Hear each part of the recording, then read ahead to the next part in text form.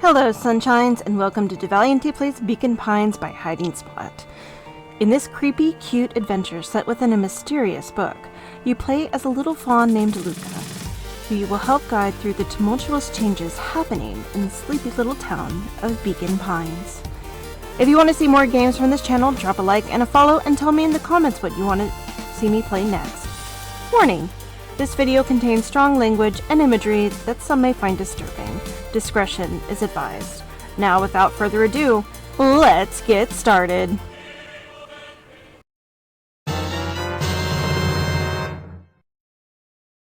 Chapter 5. Signs. They stood silently, catching their breath. The sky was like sapphire. With each breath, a plume of steam escaped from Luca's lungs. Let's keep moving. Luca pulled Iggy to his feet as they gazed across a snowy terrain.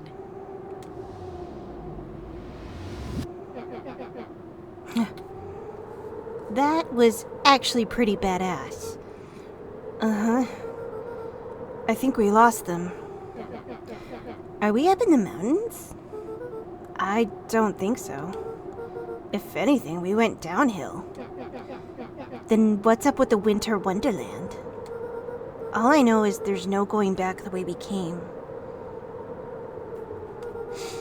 Let's see if we can get our bearings. Follow me.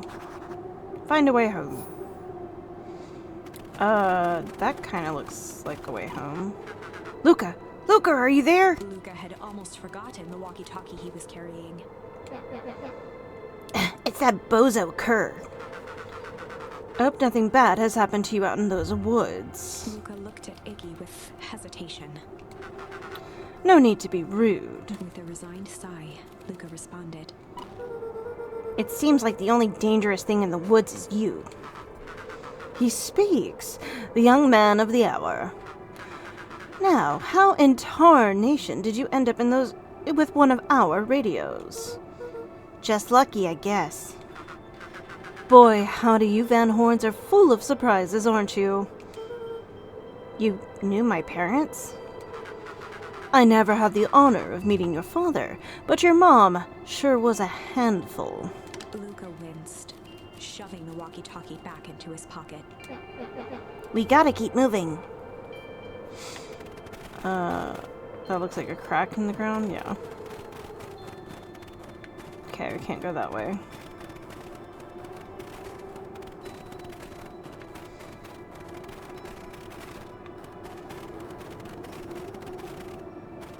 Oi! What's the readout? Sitting just above 258 Kelvin. That's down a bit from last time. Should we report this to Mr. Kern? Meh, it's still within safe ranges. It may be spreading, but it's under control for now. Even a small nudge in the equilibrium could cause a cascade. Dude, relax. Just a few more sites to hit before we can punch out. Let's get this over with.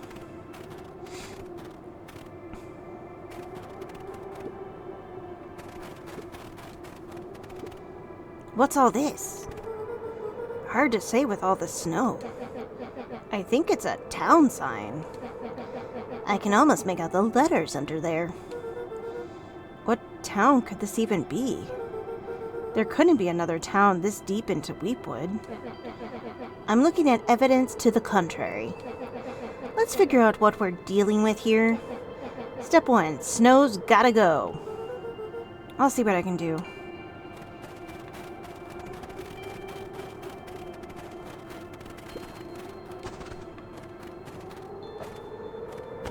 Really?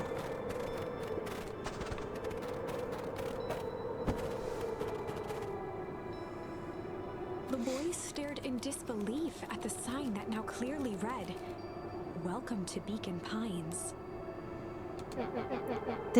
This doesn't make any sense. We're in Beacon Pines? How's that possible? We ran away from town. How did we get back here? I guess we got turned around. Where did all this snow come from? Well, it's been colder than normal lately. There's a pretty big difference between sweater weather and this Arctic hellscape. The puddle we fought at before, it was cold too. Maybe all of it leads to one source. You think it's related? What the hell is going on? We're gonna get you some answers. Let's keep moving. Okay, so still can't go out of town, but this is the way home. Right? But we just... okay. Yeah, this is the way home. But it's just blocked for whatever reason.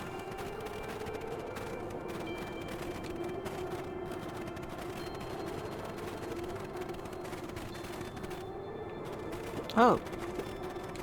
That was quick. The fencing listened. Each chain link encapsulated with a translucent layer of ice.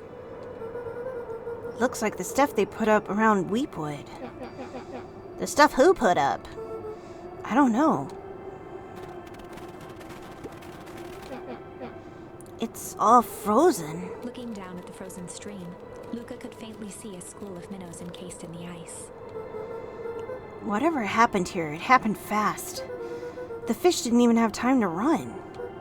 Or, you know, swim run.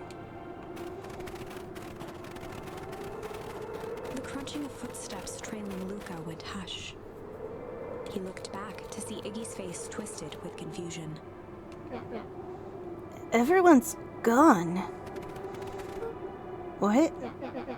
There's nothing here but more snow. There must be an explanation for all of this. We have to keep looking. You can look all you want. I quit. Iggy, we have to keep going. You don't get it, do you? This isn't one of your pathetic Hank Atomic stories. We aren't going to save the day. We aren't going to save ourselves. My face is mangled. The town is destroyed. And everyone we've ever known is gone. We don't know that. You can't just quit. Do whatever you want. I'm done. Iggy, it's gonna be okay. Luca peered upward at the darkening sky. He let out a long, foggy breath. Faintly, Iggy began to cry. Seeing Iggy in such a pathetic state gave Luca a sense of compassion, and more than a little guilt. It is getting pretty late, I think. Probably not a great idea to stumble around in the dark anyway. Luca allowed himself to collapse next to Iggy. Let's just rest for a bit. The boys huddled together for warmth and comfort. If not for exhaustion, their minds would be racing, trying to make sense of the events of the day. As it was, all they had energy for was to sit in silence, numb.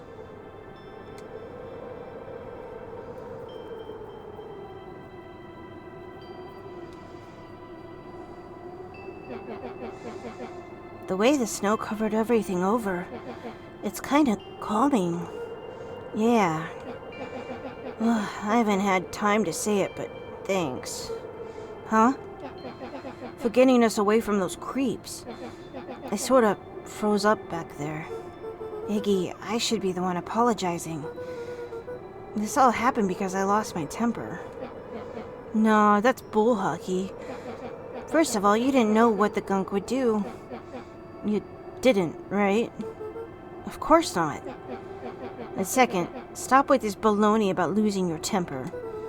I did lose my temper. Iggy motioned sarcastically to his half-deformed face. Obviously. But that's exactly what you should have done. Huh? I was being a horse's ass. You were supposed to be a horse's ass in response. That's how it works. Iggy, I'm having a hard time following. You wanted me to fight you? Of course. Jeez, you goody-goody types take forever to understand this very basic point. Why would you go around saying cruel things trying to get into fights? Iggy shrugged. It's something to do. You're an asshole because you're bored? Sometimes I just feel empty. You wouldn't understand.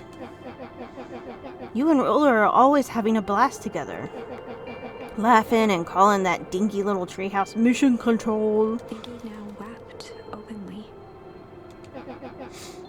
Perfect little Luca Van Horn. With his perfect little life. My life is not perfect. Everybody in town likes you. Not everybody. Hell, that new girl hasn't even unpacked yet, and she already likes you. You have Tish. He wiped his nose with a sleeve. I love Tish. Tish is great. But she ain't exactly the world's greatest conversationalist, you know? Luca gave a warm chuckle. I get that impression. Iggy cleared his throat as he wiped his eyes. It must be raining out here. Definitely. Iggy arched into a wide yawn. We should probably try to get some sleep. Yeah. Let's lay low for now. Tomorrow we'll get to the bottom of all of this. Luca's eyelids began to slowly drift shut. Luca? Yeah? I always did want to see the inside of your dinky little treehouse. What do you think? Not bad. I'll give you the full tour when we get back. You know what? That's all Luca could whisper before succumbing to sleep. Iggy snuggled in some more. When it comes to worst days of my entire life, this wasn't half bad. The house smelled of warm bread.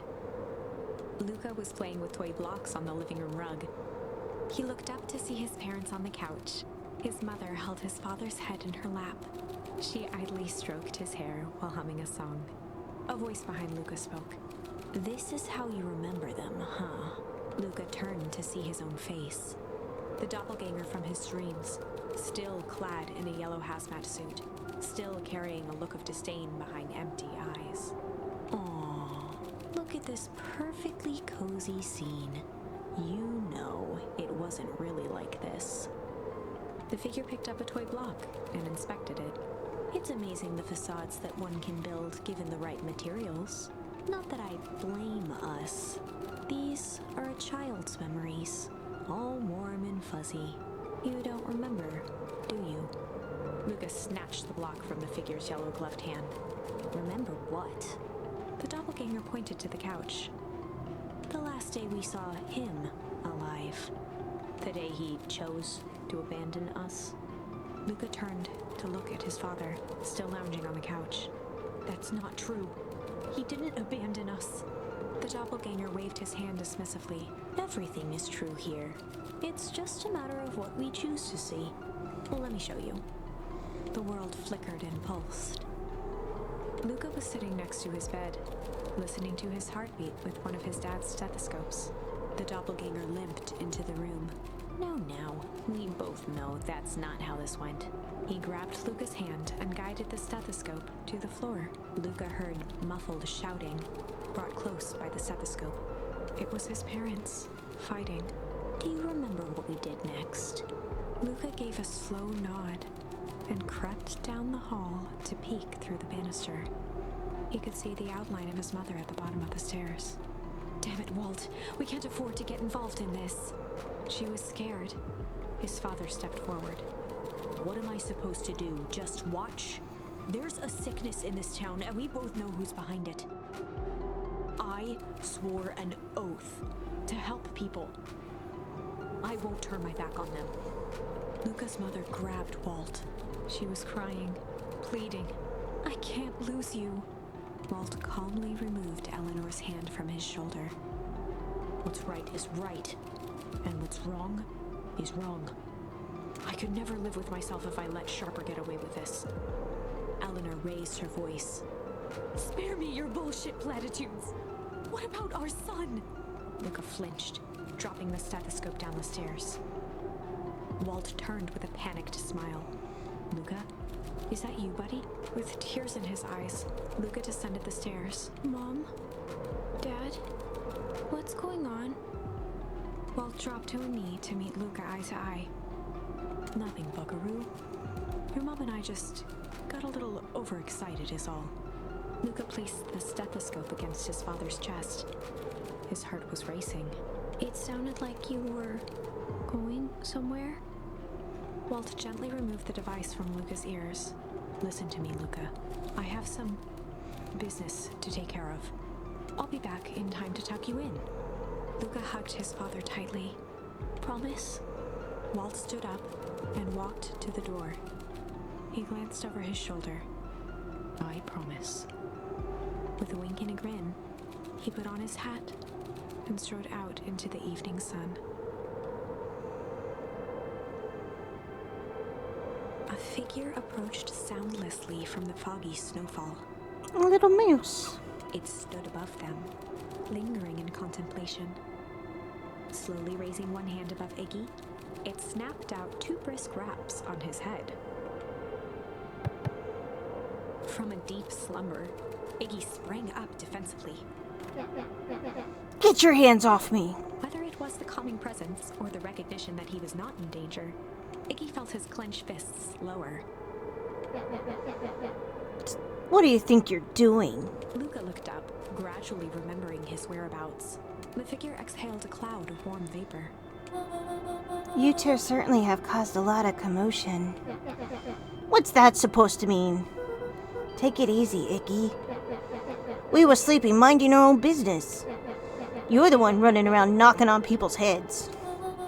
I'm sorry if I hurt you, Icky. You didn't hurt nobody. Anybody. Huh? Oh, I see. You think you're better than me, you... When it came to complete strangers, Icky had trouble cobbling together an insult. Big-headed, scarfy-necked furball. Okay, let's lower the temperature a bit here. Interesting choice of words. I mean, let's all just calm down. Who are you? A friend. An observer. A hitchhiker in the infinite expanse of possibility. Great. How about a name? If you must call me something, you can call me Nat. Iggy huffed with qualification. How about you make like a gnat and buzz off? Very well. Nat began to turn away indifferently. Wait! Do you live here? You might say that. So you know where we are? You might also say that. Look, pal, we just want to find a safe way out of here. You gonna help us or not? Before knowing how to leave, one must know where they are. Alright, that does it. Luca, I don't know about you, but I'm getting out of here one way or another. Iggy turned sharply and began to stomp off. Oops, wrong button. Enough with the riddles. Iggy, wait up. Realizing he'd worn their patience then, Nat relented. Very well, I suppose this isn't the time for metaphors. I'll show you how to get back home. Luca and Iggy turned around with hope in their eyes. Come here. Nat took a deep breath in. Close your eyes. Nat exhaled slowly, then snapped his fingers.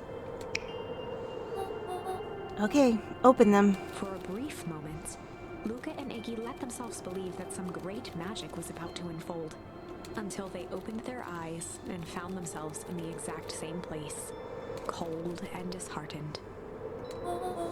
This is your home. This is Beacon Pines. Look, Nat, we don't know how we got here. Maybe we stumbled through some time travel gate in Weepwood, or we teleported to some alternate universe. Or this is just some cruel experiment by Kerr and his goons. But this is not our home. You're inching closer to the truth. Alas, the reality is much less fanciful. Just give it to us straight. So be it. As I said, this is Beacon Pines. The original, true Beacon Pines.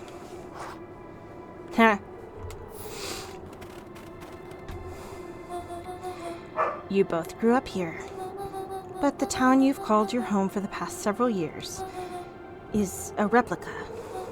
A remarkable achievement of engineering, to be fair, but a replica nonetheless. That's impossible. It's too much work. You need a whole town to replicate a whole town. Indeed, to pull off such a feat would require immense labor power. That which could be moved would be moved.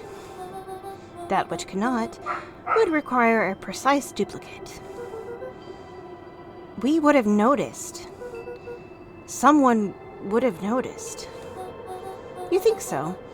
Unless the auditing was impeccable. A mind-numbing attention to detail.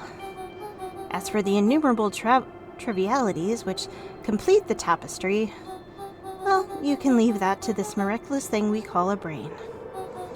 It has a real aversion to discontinuity. A revulsion, even. The brain has a wonderful way of smoothing out the rough edges and keeping us sane. Luca and Iggy looked around uncomfortably.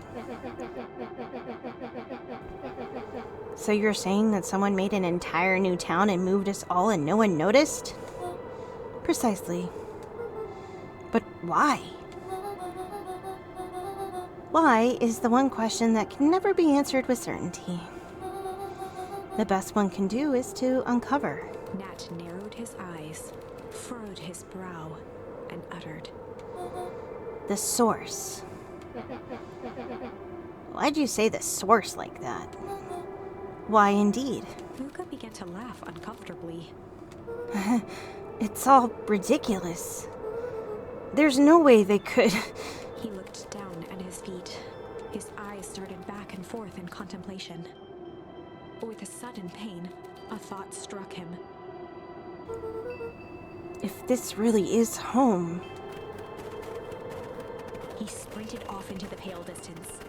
As Iggy turned to follow, Nat called out, Iggy, it's not too late to turn back. Simply head west through the Weepwood.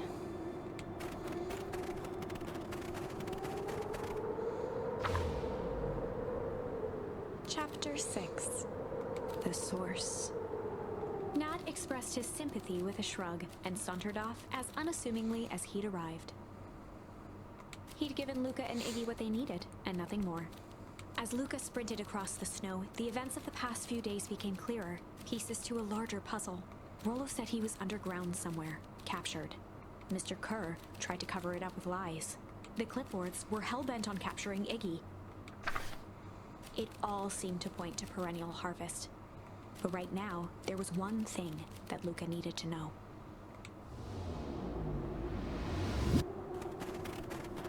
Luca stopped dead in his tracks. The tree was gone, uprooted and moved, leaving a raw gash in the earth. He dropped to his knees and dug wildly at the cold snow. His numb hands hit something hard. A headstone. Oh, sorry. A dry whisper escaped Luca's lips. You're here. All this time, I thought I was visiting you. But you've been here, alone, in the snow. Dad, I'm so sorry. They ruined your favorite spot in the world. Our favorite spot in the world. Dad, what do I do? There was no reply, just snow-covered silence. Why'd you give me the slip like that? What if I couldn't find you, you jerk? Iggy finally noticed the tears welling in Luca's eyes and the snow-covered grave. Oh. Iggy, they stole his tree, Iggy. Yikes. Suddenly, they heard the crunch of approaching footsteps in the snow. We gotta hide.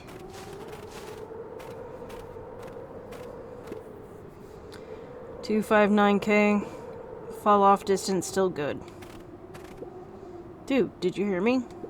I said 259. Sorry.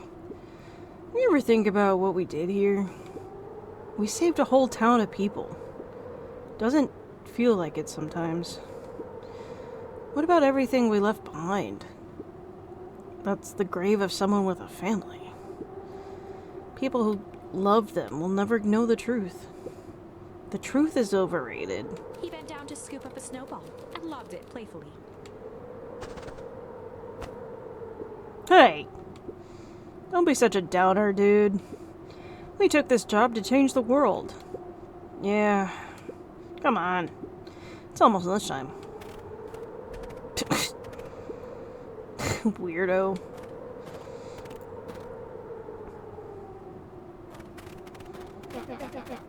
Here I thought I was a jerk.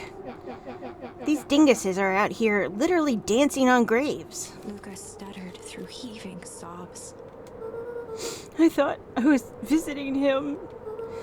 I thought he was with me. Not gonna lie, that's a bad break. Here's some advice. Iggy gave Luca a solid smack on the back of his head. Hey! Who's any of this helping? What? Sitting here in the snow crying like some pushover? Who you helping? Iggy, look what they did. They lied to everyone. Blah, blah, blah. Luca Van Horn, you're a lot of things, but you ain't no pushover. What did I tell you before? When some jerk comes at you acting like a horse's ass, I should stand up for myself. Hell yeah. Kerr and his merry little band of clipboards pulled off this switcheroo for a reason, right? Nat mentioned something about a source. Luca wiped his eyes with a sleeve. Whatever's at the source must be awfully valuable to Perennial Harvest. Should be a shame if something unfortunate were to happen to their precious source, wouldn't it? What do you have in mind? It's small enough to steal. If it's small enough to steal, we snatch it. If it's too big to snatch, we smash it. And what if it's too big to smash? Iggy flashed a mischievous smile and cracked his knuckles. I'm always up for a challenge. I'm gonna make this right, Dad. I promise. Let's do this. Locate the source. Alright, so this is where the house was. It can get awful cold out there in those woods, Luca. Probably best you two stay put and conserve your energy. Help's on the way. Where's Rollo? Where's my mom? Did you kill her? Oh heavens, no. Do I seem like a killer to you? Iggy and Luca shared a skeptical look. Well, do I? Oh, shucks, now that hurts my feelings.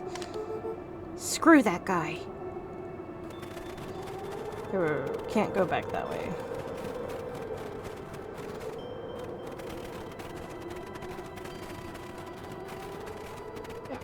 Wait a minute. If this is the original town, then that means...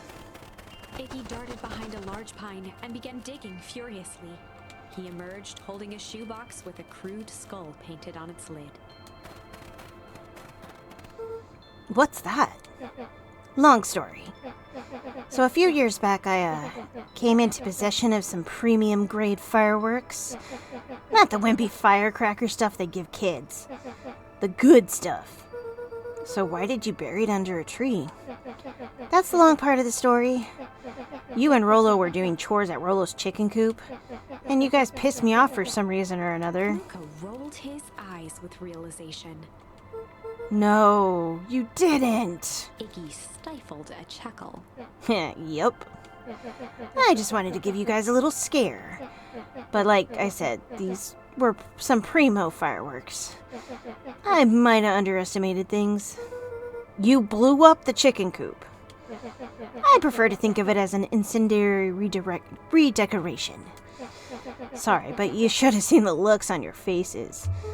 Rollo got grounded for months, which is why I needed to stash the evidence and lay low. So I buried him under that tree. But when I came back for him later, they were gone. I figured some grown-up found him and tossed him. Iggy triumphantly raised the shoebox. Turns out it wasn't the fireworks that got moved. It was us. Unbelievable.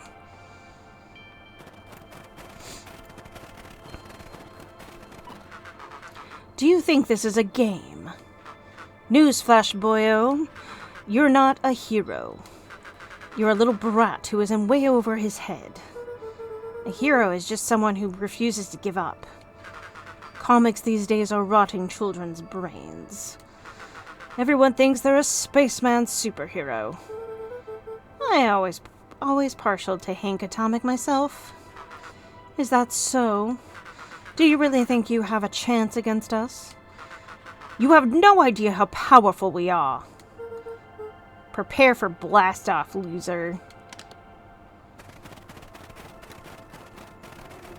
Oh! I think we found the source.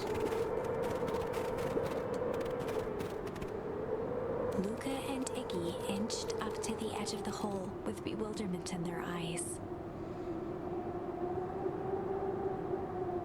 Arctic air breathed out of the cavern in heaving gusts. Echo! Echo! Echo! Echo! Whoa! I can see why they wanted to move us all out of town now. But why would they dig a giant hole? I think this is it. This is the source? It's a dang hole? How do we smash a hole? Oh, it's much more than that, my annoying little friend. Kerr. Where's Rollo? I wasn't lying before. He's safe. Well, safer than you two, at least. Drats, it's cold. You just had to drag me all the way out here, didn't you? Mr. Kerr gazed down the abyss in contemplation. It really is something, isn't it? What did you do to our town? What is all of this? Well, that's a doozy of a question. This is the source, where they collect in the unrefined, Kerr scratched the back of his head. Honestly, boys, I don't understand any of this well enough to explain it. Fact of the matter is, I'm not paid to know. What do you mean you don't know? Ain't you in charge? Oh, heavens, no. My role is merely to flash a winning smile and manage various complications. Complications like us? You are a smart boy. His face contorted into a saccharine grin. It really is nothing personal. Some people are destined to strive for greatness, and others are simply obstacles along the way. Seems like you were destined to be a creepy lackey. The point is that we all play our part in life. Mine just happened to be a lead in the role of a lifetime. And you happen to be extras ready for your curtain call. We aren't giving up without a fight. Your smile's gonna be so winning after your smile's not gonna be so winning after we're done with you. Now, boys, there's no need for melodrama. It makes even a professional such as myself embarrassed for you. Let's change the mood a bit. Kerr snapped his fingers. Scene change!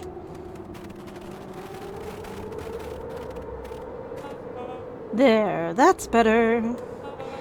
Deal with them. Iggy turned to Luca with a sly glance. Why are you smirking? Because I have a box full of fireworks and you don't. Iggy waved the box into the air, threatening to drop it down the hole. Stop!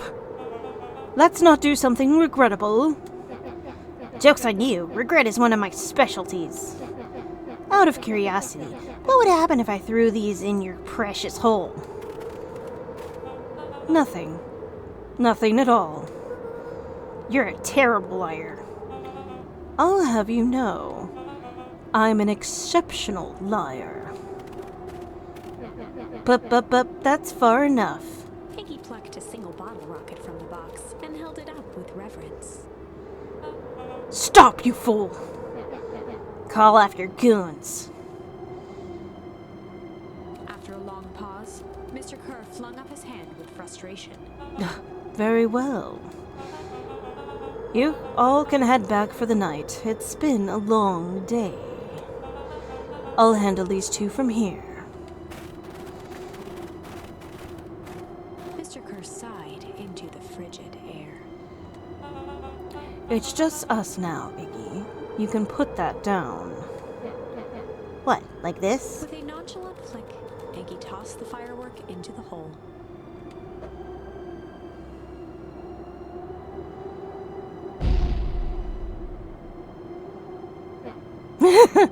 Oh! Whoa.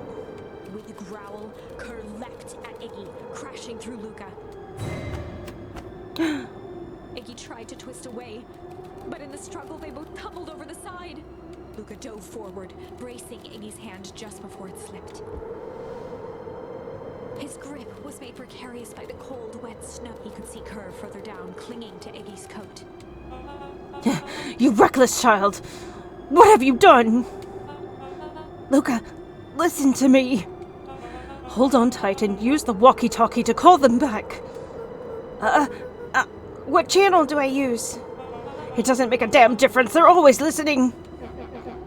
If you do that, the clipboards will just haul us up and snag us both. The only way you get out of this is if Kerr's out of the picture. Just let go and save yourself. If he lets go, we both die. I don't want to die, but seeing the look on your face almost makes it worth it. Mr. Kerr, you've had a long life. Why don't you actually do something selfless and just let go? Mr. Kerr gasped with insult. Long life? I'll have you know I can still play 25. You should have heard me sing the part of Phileas Young. With a wild look in his eye, Mr. Kerr began to hum a proud melody. Brum dum na, prapita dum dum. Wow, can you believe this guy? Luca's hand began to cramp. His voice began to crack. Kerr, just let go! No can do. If you want to save your friend, you'll have to save me too. Luca, look at me. It's okay. Luca felt Iggy loosen his grasp. You aren't going to kill your friend like that, are you? Every muscle in Luca's body burned. I'm not his friend. Yes, you are. No, I'm just a no-good bully. Like you, Kerr. No. Luca felt his hand slipping. And I told you what you need to do with bullies. I can't. It's your only way out of this mess. Two birds with one stone. It makes sense for us to fall together. Wackadoos travel in packs. A calm settled over Iggy's face. Luca, let me do this. Iggy's voice was colder than the bitter air billowing from the chasm. Let me do the right thing for once.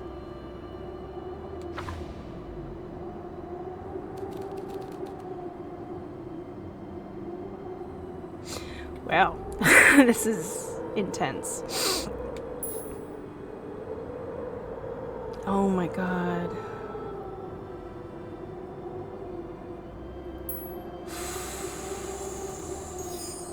Luca had no choice but to accept Iggy's request. With a quiet blink, Luca watched a teardrop sail down into the howling void.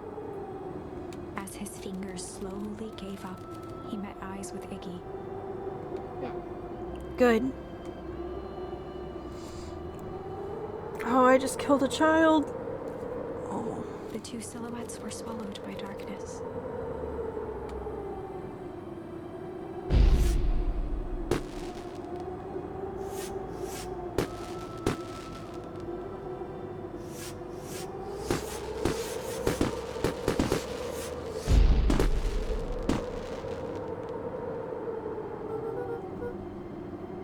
of a goodbye, Iggy.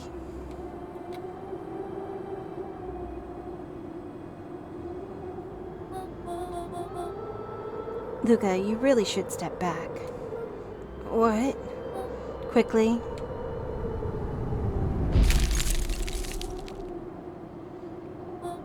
Curious. Ah, but of course. Those fireworks of Iggy's must have been just the right amount of energy. We should get out of here before perennial harvest arrives. Not until you tell me what just happened. Your friend's sacrifice just saved this town. For a little while, anyway. How?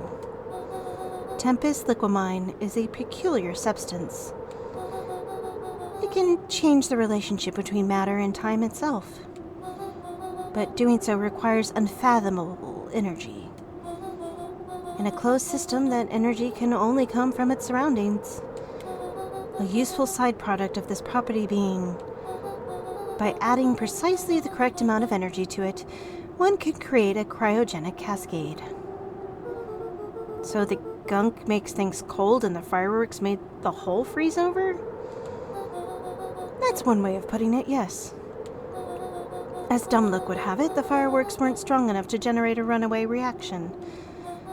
I shudder to think what would have happened in that case. We have some idea what that would look like. It will take them a good while to safely break through the access the source again. If you know all this stuff, why haven't you been helping? I have been, in my way. Each one of us has our role to play. Iggy's role, it turns out, was to buy us precious time. Mine has been to observe and wait. Wait for what? You. Me. Why? What's my role? A fierce twinkle flashed in Nat's eyes. Luca Van Horn, you are going to save the world. With a chuckle, Nat turned and walked west.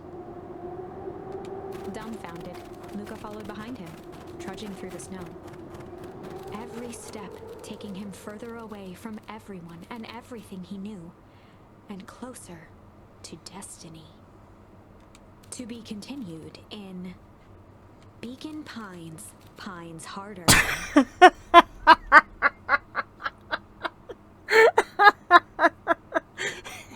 Shut the fuck up. Revenge served cold. Oh, no. Second time's a charm? No. Wait, that's it? This ends with a crummy cliffhanger just when it was getting good? I was even starting to like Iggy. No way. I refuse to be associated with some never-ending parade of sequels. Let's go back and find something more definitive. Thank you for joining me as I played Beacon Pines by Hiding Spot. The next episode will be out shortly. If you enjoyed what you saw, please leave a like, a follow, and ring that notification bell so you know when a new episode drops. Also, don't forget to check out the link to the completely free Discord server to chat about games and whatever else is on your mind. Let's keep the comments chill, so no hate or spoilers, as I'm not above removing those comments and the people who make them. That's all for now, folks, and I'll see you next time.